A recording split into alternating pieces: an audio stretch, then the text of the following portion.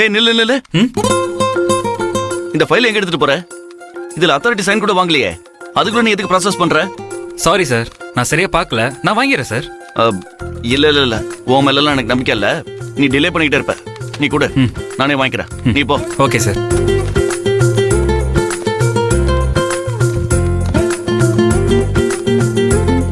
மத்த ஃபைல்ஸ் எல்லாம் எடுத்து வச்சிரு. செக் பண்ணி பாரு. ஓகேவா? Okay sir.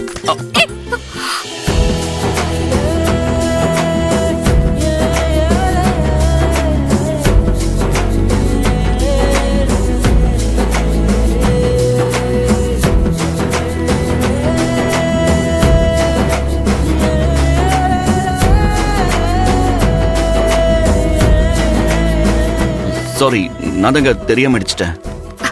இல்லங்க, நான் தான் வந்து இடிச்சிட்டேன். நான் தான் சாரி சொல்லணும். Sorry sorry, extremely sorry. இல்லங்க, என் மேல தான் தப்பு. நான் தான் சாரி சொல்லணும். இப்படி மாறி மாறி சொல்லிக்கிட்டே இருந்தா இன்னைக்கு ஃபுல்லா சொல்லிக்கிட்டே இருக்க வேண்டியதுதான். சரி, என்ன விஷயம் சொல்லுங்க. மேடத்துக்கிட்ட ஒரு சைன் வாங்கணும். கொஞ்சம் தள்ளுங்க. சின்ன சின்ன சின்ன நில்லுங்க நில்லுங்க. சின்ன ஏய் என்ன? மேனேஜர் சார், மேடம் உள்ள இல்ல, அவங்க கொஞ்சம் வெளி வேலையா போயிருக்காங்க. நீங்க கொடுங்க, நானே சைன் போட்டு.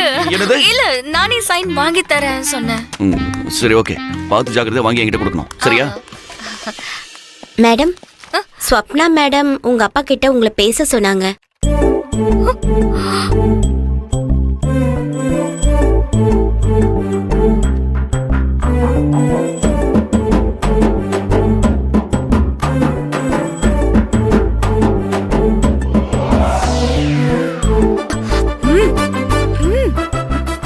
மேடம், இப்பவே உங்களை பேச சொன்னாங்க மேடம்.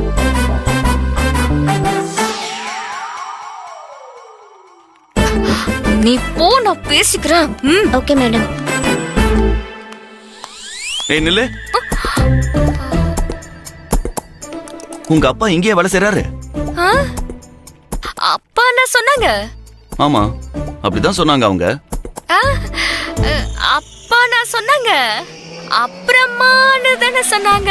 இல்லையே, எனக்கு தெளிவா கேட்டதே. அப்பான்னு தான் சொன்னாங்க. ஏன் சின்ன இப்படி சந்தேகப்பட்ட கேள்வி கேட்டுட்டு இருக்கீங்க? அப்பாவுக்குன்னா கூ வருது, அப்புறம்னா மா வருது. கூக்கும் மாக்கும் நிறைய வித்தியாசம் இருக்கு. அதுதான் எனக்கு டவுட்டா இருக்கு. அட கோக்குமாக்கா, இது மட்டும் நல்லா கேக்குது.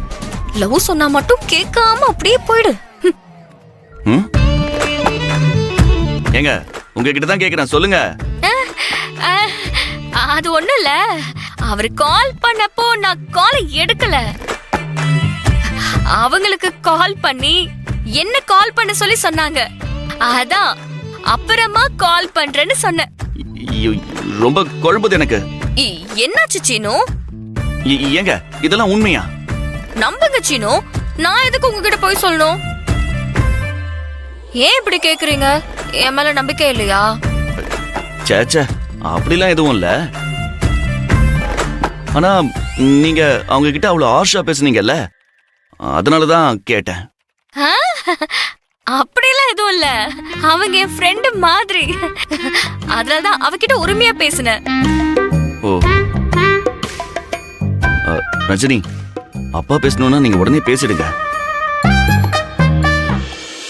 அப்பா இல்லாதவங்களுக்கு தான் தர்மம் புரியும். இருக்கும்போதே பாசம் காட்டுங்க.